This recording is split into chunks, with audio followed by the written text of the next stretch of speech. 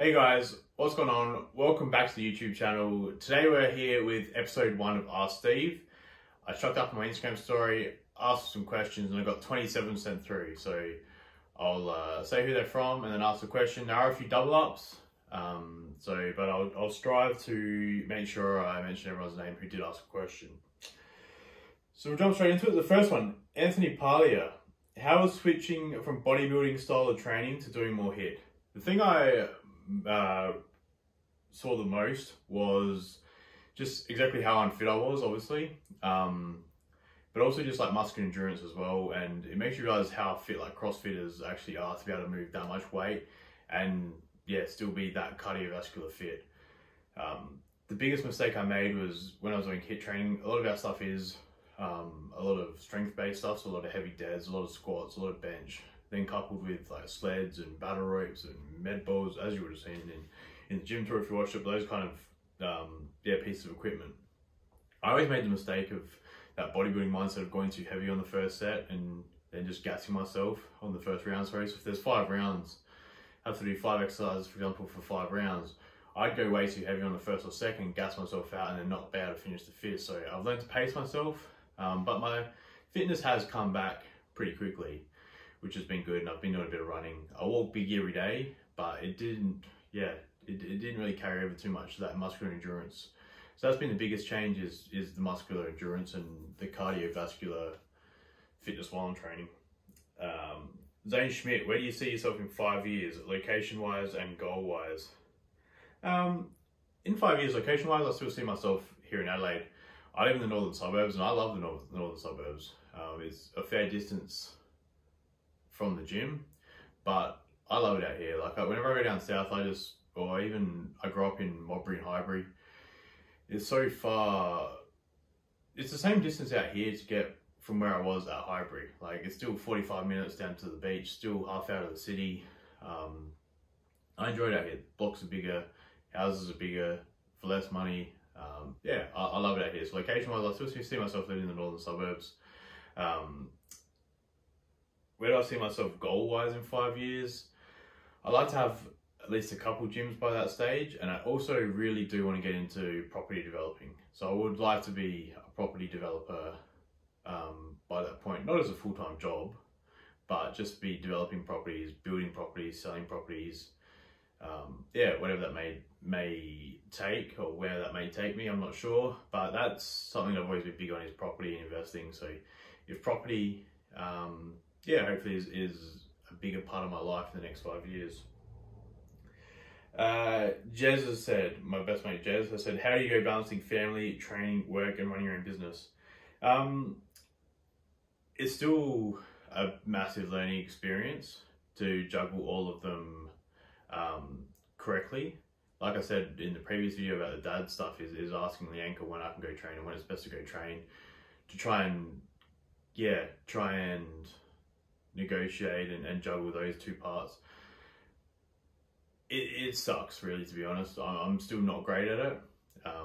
You always feel like you want to spend more time with Paige, but then you also think that, fuck, I shouldn't have missed that workout. And then obviously sort of work and running a business is the things that always have to happen. So I'm just trying my best to keep all those balls juggling in the air and not dropping them. I think I've done a pretty good job so far, but yeah, it's been tricky. So Tay Evans, how did you manage business during COVID-19? I mean, we were very lucky because we didn't have to go into lockdown for very long. Like we had that 1 month lockdown back in March 2020.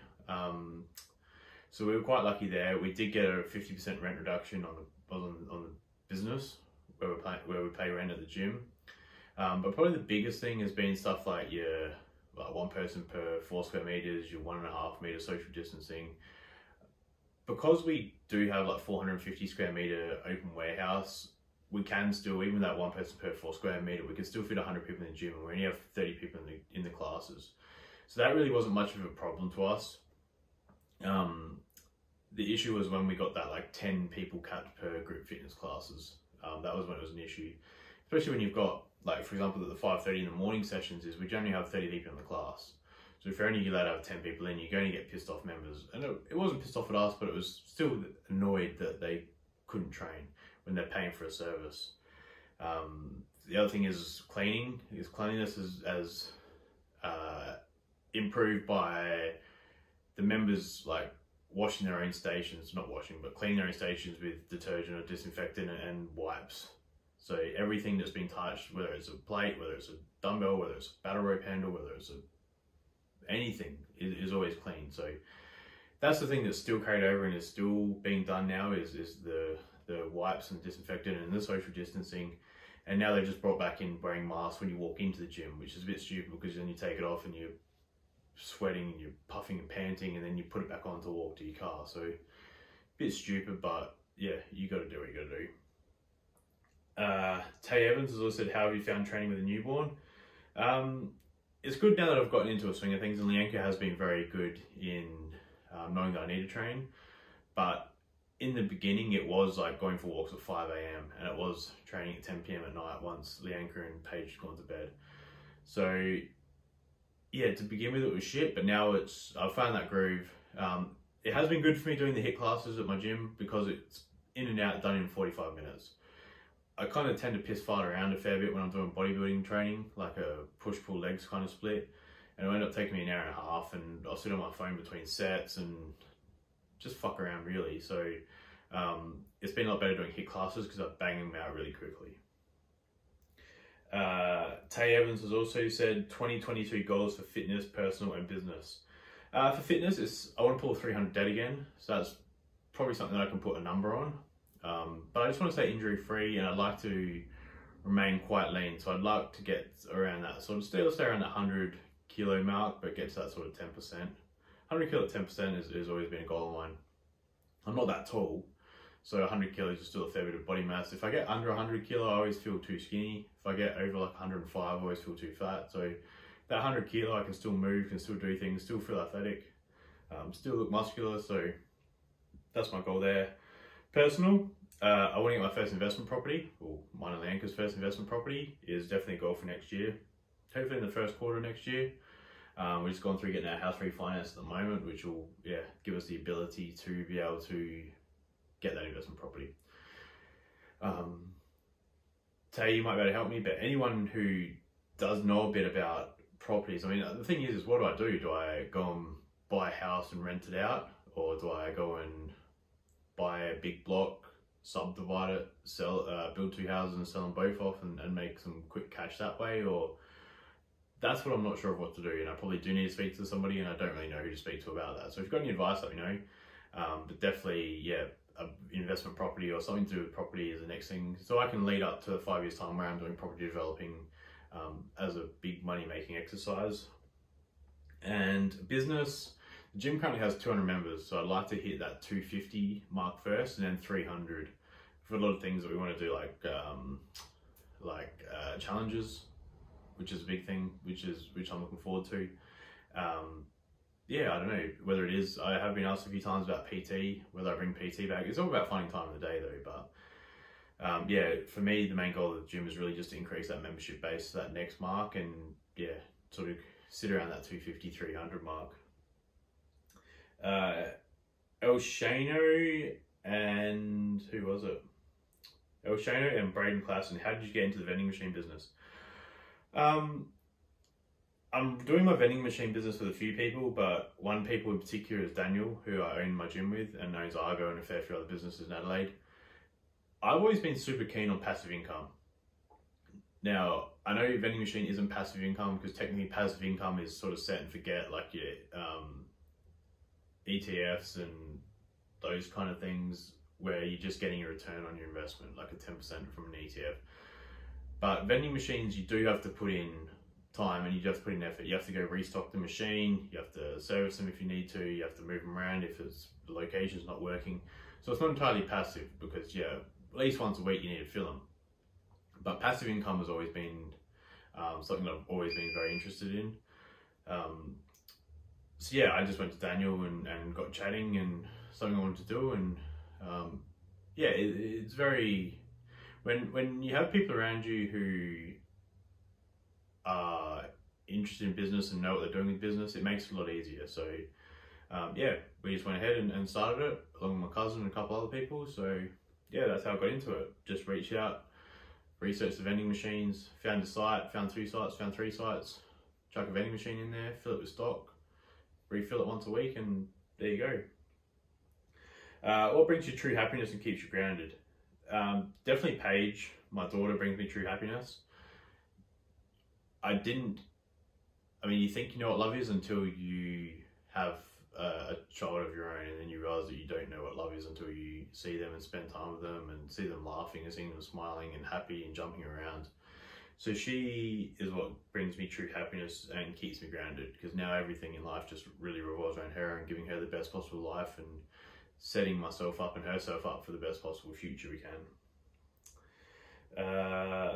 Roger King, what are your thoughts on TRT? I think that TRT is great, but it definitely needs to be done by a doctor. Don't just listen to Big Josh at the gym who fucking tells you to take 250 milligrams of test a week and says that's TRT. Go and get your bloods done, get it monitored by your doctor properly. Definitely when you start hitting 30, 40, 50, maybe not so much 30, but 40, 50, or after 30, test is on the decline, but 40, 50, 60, yeah, I think it's definitely for not only muscle building, but just general energy and general health and overall well-being, I think is yeah, amazing really. But get proper doctor advice.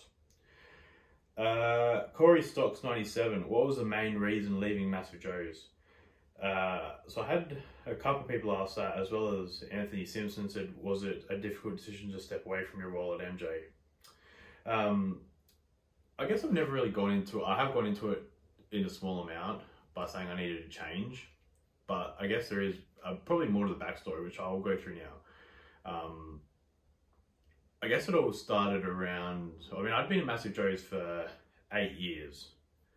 I just locked it in because phone, I can't remember the passcode. There we go. I'd been at Massive Joe's for around 8 years, so I'd been there for a long time. It had been like a quarter of my life. I started there when I was 22 or 23, and I was 30 odd when I left, so I was there for a massive chunk of my life. So you have to remember that as point one. Point two is I just tore my pec. Tore my pec off the tendon, and at that point I was like the strongest I'd ever been, getting ready for a powerlifting show. I remember a couple of weeks before I benched the 50s for 27 reps, and I'd done 47 reps of dips and was dipping with 60 kilos around my waist. So I was definitely the strongest I'd ever been in my life, and I was feeling amazing. I was motivated. Then tore the pec off, the tendon off the pec, which left me probably the very depressed. That me fairly the downest. Fuck, I don't think of the word. The most down I'd ever been in my life. When you go from feeling that strong to not being able to change your clothes, to not being able to shower, not being able to put your shoes on, not being able to sit up out of bed without help, did leave me, just depressed and on the couch, addicted to painkillers. Just, it wasn't a good time. With that, being involved in the fitness industry, is everything that I'd known was fitness. Everything that I was known for was being muscular or being strong, and suddenly I felt like my whole identity had changed, and I really just wanted to escape from that. I just didn't want to be around the fitness. I didn't even go to my own gym for like 3 or 4 months. I just didn't want to be around it. The thought of training, the thought of the fitness industry, it just didn't interest me, and that was a big reason why I just needed to go and focus on my own thing. Needed to go, just step away where it had nothing to do with fitness. Step three. Reason 3 was I was general manager, and to be honest, I was shit at general manager. The main role for me as general manager was to, as Joe's sort of right-hand man, is to look after the different department managers. So whether it was media, retail, online, warehouse, wholesale. And I sucked at it. I just was not good at it. I wasn't good at it because I don't like coming down on people. Like if somebody had not hit a KPI that month of sales, or if someone hadn't done enough videos, or someone hadn't done enough contacting people, hadn't done this, hadn't done that, I just hated being that person that told them why when they're my mates, why haven't you done that? Why didn't you reach this person? Why didn't you do that? I didn't like it, and because of that, I didn't do it, which made me not do my job at the full capacity. So I just really didn't enjoy the general manager job.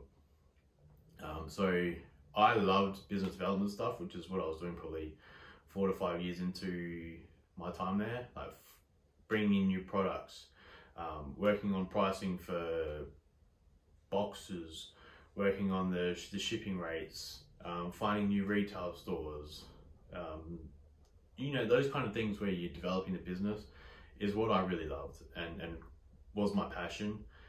When I moved out of that role more into people management, I hated it. Even with the gym now, Leanka, my fiance, is my gym manager, and she takes care of the people. I tell her what to do because I feel comfortable doing that. But I do come down on her if I need to. But she takes care of everything else. I just hate dealing with people, and I hate conflict.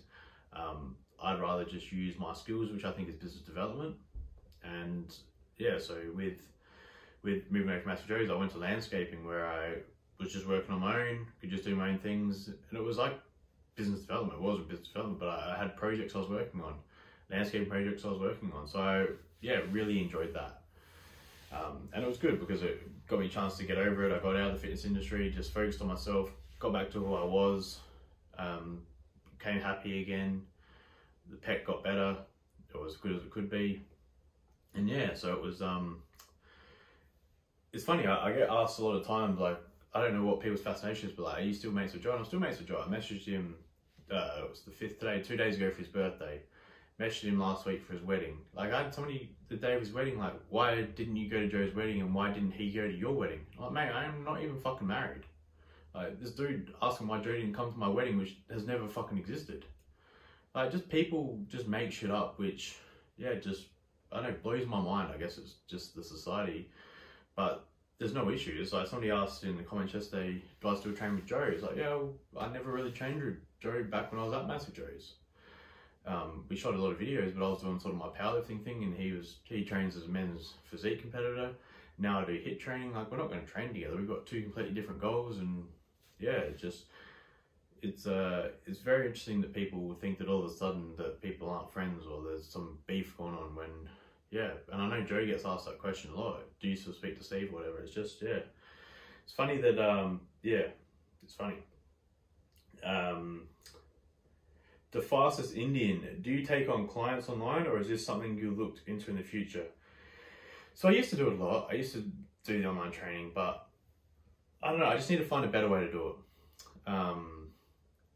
I used to give people a 10-week program and sort of check in like once a week or twice a week, like, how are you going with your program? Yep, great. And then I never really felt like I was helping the person as much, and I kind of felt a bit guilty for taking their money. So definitely something that I need to work on if I want to do it again, is how I can provide as much value as I can. I mean, like this week I've had about 3 people hit me up asking for PT or online training.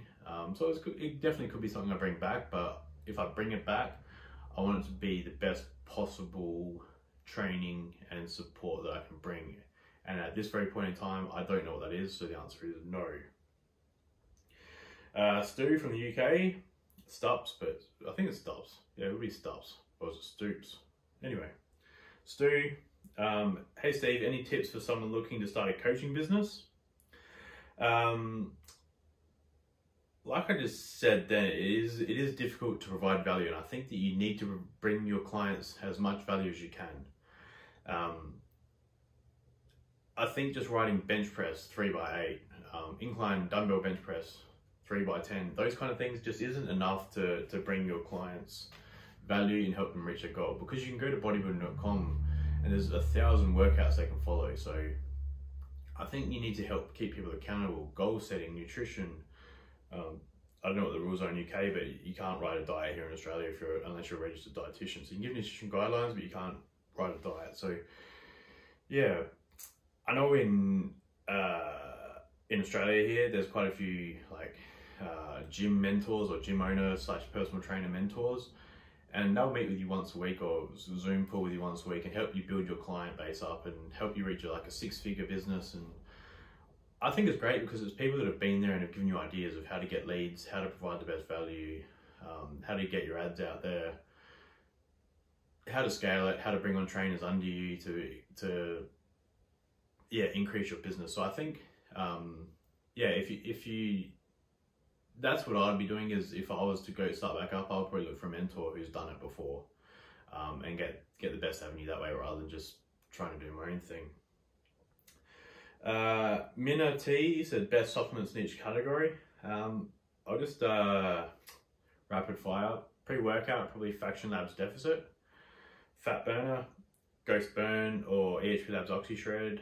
Best tasting protein powder is probably Ghost Whey, BCAA,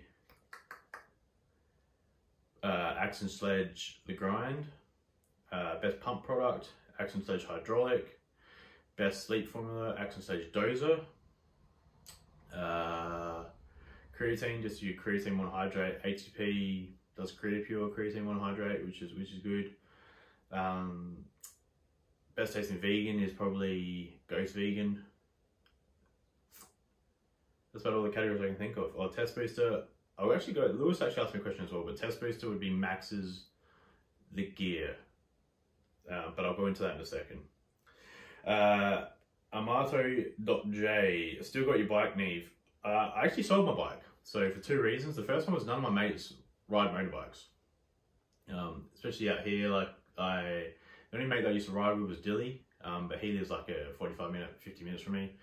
And it was just too hard to try and like ride my bike all the way down there, then ride around for a bit and then have to ride an hour home. So yeah, I just didn't have anyone to ride with. And if I thought about, oh, it's a nice day, I'll take it out. It's generally on a Sunday, and like if like Leanka and I had a family thing on, what am I going to do? Ride my bike there while she drives the car behind me? Like it didn't really make sense.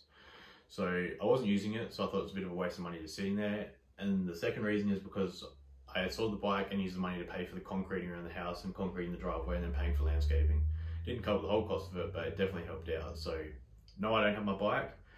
I do want to get a Harley Night Rod, but that'll probably be in a few years' time when I'm a bit more financially secure. Mike Jones, will you pull heavy deads and lifts, or do you think your injuries will be in the back of your mind? I mean, my deadlifts are back up to 270, so it's not too far. My max is 312, so I'm not too far off my max. Heavy deads, I think it is just like, it is a mental thing.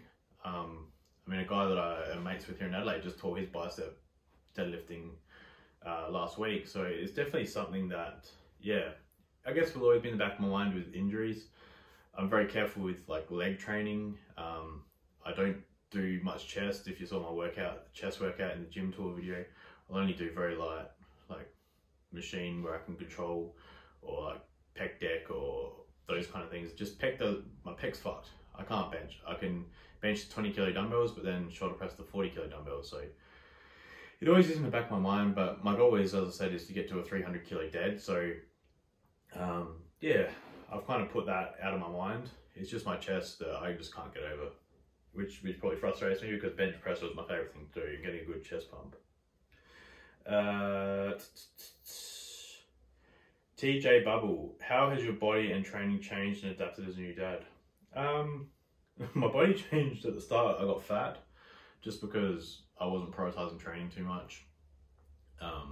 So I got fat in the first couple of weeks, and then kind of put it off with bulking, and then realized that I was fat when I looked in the mirror. So that's when I got back into a routine, and that's when I started doing 75 hard, and when I dropped about 15 kilos. So I'm probably about 15 kilos down from since Paige was born, and that was 6 months ago. So I'm probably 15 kilo down and feeling the best I've felt in a long time. But as I said, doing HIIT classes because I can get it in and out in 45 minutes. Especially if Leanka and Paige are at the gym with me. Like Leanka can watch her while I train for 45 minutes, and then I can watch Paige or take Paige for a walk while Leanka trains. So that's, yeah, definitely the main thing. Training also, as I said before, sometimes it's 7 AM, sometimes it's 5 AM, sometimes it's 7 PM, sometimes it's 10 PM. It's really just whenever I can get in there. How to get out of the rat race and become a business owner. Do you start small hustles first? That's from James BFit.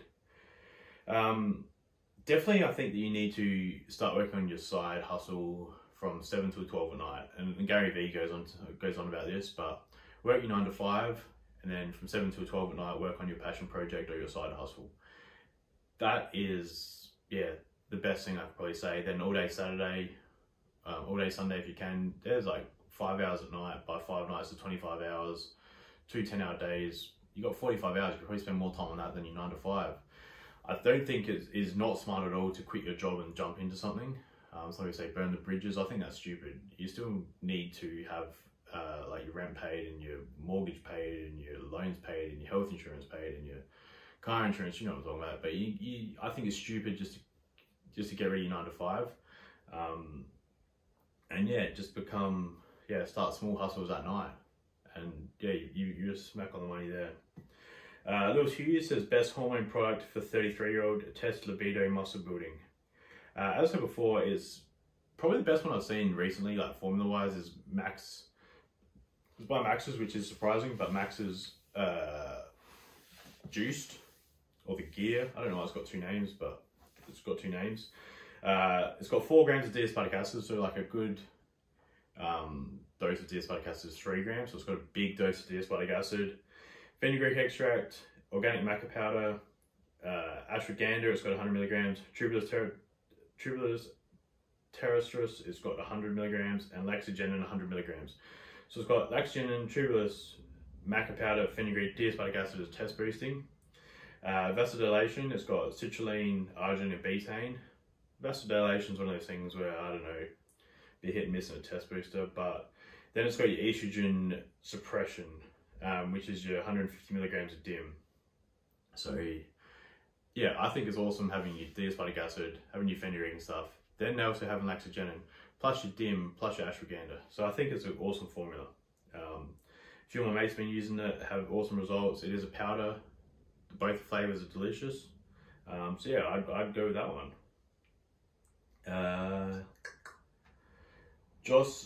Josh has said stuff about your new income streams, e-com, vending, gym, sub store. E-com store, I've got an eBay store.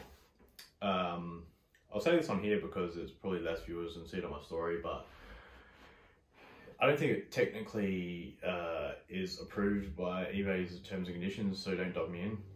But I'm drop shipping. So I'm drop shipping off Amazon. So I go on Amazon Australia, find Prime listings, which are free shipping and free express shipping, and find hot selling products. I list them on eBay for more expensive. So for example, I buy something for 27 bucks, listed on eBay for 38 bucks. By the time the 10% eBay fee or 11% eBay fee comes out, yeah, you take 4 bucks off there. So you buy it for 27 off Amazon with free shipping. I'm shipping it for 34 with free shipping and I'm making 7 bucks off the purchase. So in 5 weeks, I've made like 150 sales. Let's say I average 5 sales. 5 bucks a sale, 150. So I make about 750 bucks in 5 weeks. It's not going, which is okay. As I said, if everything adds up, then yeah. The thing with an eBay store is you can only get a certain amount of listings. So to begin with, you can only get 10 listings or 10 sales a month. Then you can build it up. You can get 20, and then you can get 100, and you can get 200, and then you can get 500.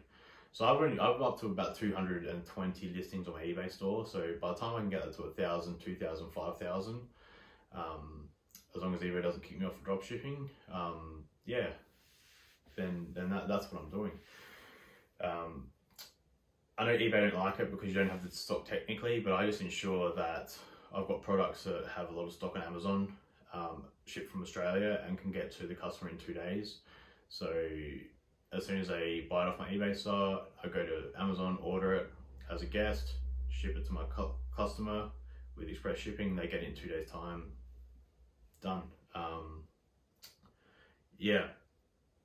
The thing with eBay is you've already got active customers searching for products on there, which is easy to start with.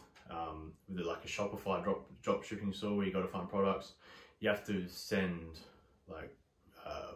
you have to send people to the website through ads and Facebook ads, Instagram ads, influencers. You have to send them to. You have to try and drive traffic to your website, which is difficult. It's not easy. Otherwise, everyone would be doing it. So yeah, eBay already has people wanting to buy your stuff. I mean, I've heard heaps of ads lately. What do they got, like 40 million customers a month or something ridiculous? 40 million sales a month, I don't know, it's ridiculous numbers anyway. But yeah, that's what I'm doing there. Yeah, I don't know where it'll take me, I don't know how long I'll do it for. At the moment I'm enjoying it more than anything. It's cool when you see sales. I don't think I get a single sale. Like this morning, I've already had 5 sales this morning, so yeah, it is interesting. I've already gone about the e-com store. There's eBay vending sup store, so I currently work at Supplement Mart at Keswick, as well as the eBay stuff, as well as the vending machines, as well as running my gym. I work at Supplement Mart Keswick to pay the bills, so that's my 9 to 5. That is the money that I use to pay the mortgage, pay all my life stuff, pay health insurance, pay my car insurance. I work 9 to 5, well not 9 to 5, but I work at Supplement Mart at Keswick. I help run the online dispatch for the online orders, so packing and picking stock and sending it out. So yeah, I enjoy it. It's good to be back in a sup shop. A bit different obviously to what I was doing before, but it's probably what I was doing at the start anyway, so I'm enjoying it. Yeah, I've also said what happened with Massive Joe's. Chris Curtis, what led you to work for yourself? Well, I probably answered it there as well. How's it been back working in a sup store after MJ's? It's been good. Like, supplements and the gym have something that I've always loved. Supplements I started taking back No Explode when I was 17 or 18. So I've been using supplements for like 14 years. Actually, it was probably before that. It was Musashi Growling Dog. So I've been using stuff for like 15 years. So it's always been like something that I've just always done and I am passionate about. I use them daily. So I'm loving it. And yeah, it's good to be new change of scenery, new work environment, fair few new products. So yeah, it's awesome. I'm loving it. Security Photos said, fell off my training and diet, lost muscle, gained fat. What to do first to get back in? Just to start slow. You just have to not get back and start doing what you're doing before, but just take it easy. Whether that's like 2 days a week or 3 days a week, you got to walk before you can run. Literally, if you just start walking. The biggest thing you're going to find is diet. If your diet's not good, you can train as much as you want, but if you're in a calorie surplus, you're not going to lose that fat. So get your diet sorted, drop the carbs, start going for walks, hit the gym at least 3 to 4 times a week, and you'll start seeing results. And that is it. I thought there was more, but there's not. There you go. That was episode 1 of Ask Steve. So yeah, thanks for sticking around. If you stuck around this long, I appreciate it. If you've got more questions, we'll either chuck them in the comment section, or I'll do another Q&A poll later on next week, and then yeah, shoot it again. So I'll try and make this a weekly thing, Ask Steve a weekly thing, and I'll see you in the next video.